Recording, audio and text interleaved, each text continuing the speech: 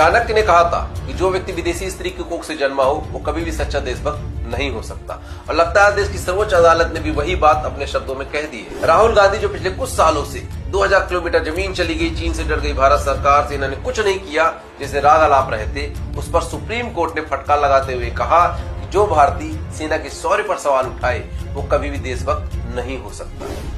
और सिर्फ इतना ही नहीं, सर्जिकल स्ट्राइक से लेकर ऑपरेशन सिंदूर के सबूत मांगने वाले राहुल गांधी से साफ साफ शब्दों में कह दिया कि अगर आपके पास कोई पुख्ता सबूत है तो अदालत में पेश करो, वरना फालतू की बकैती बंद करो। एक जिम्मेदार विपक्ष का काम होता है कि वो सरकार से सवाल करे, लेकिन सोशल मीडिया पर नहीं, संसद में जाकर। लेकिन पप्पू एंड गैंग संसद में हंगामा करते और सोशल मीडिया पर बिना सिर पैर की बातें। इसलिए आज सर्वोच्च अदालत ने साफ साफ कह दिया कि इस बार तो माफ करते हैं, लेकिन अगली बार फिर से मिस इन्फॉर्मेशन फैलाकर देश की जनता को गुमराह किया तो हम खुद संज्ञान लेंगे और कार्यवाही करेंगे। आप लोगों को याद होगा कि 15 जून 2020 को जब गलवान घाटी में भारत और चीन सैनिकों के बीच एक हिंसक झड़प हुई थी, तो उसमें भारत के वीर सैनिक वीरगति को प्राप्त हो जाते हैं।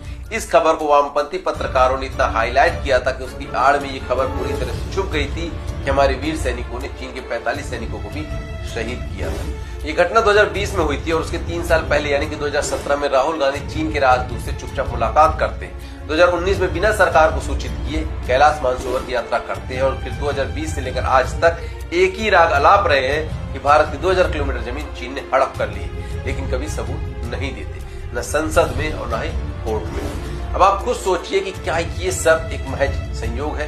देश के भीतर बैठकर अगर कोई विदेशी नैरेटिव को बढ़ावा देता है, देश की सेना को बदनाम करता है और दुश्मन को फायदा पहुंचाता है, उसे आप क्या कहेंगे?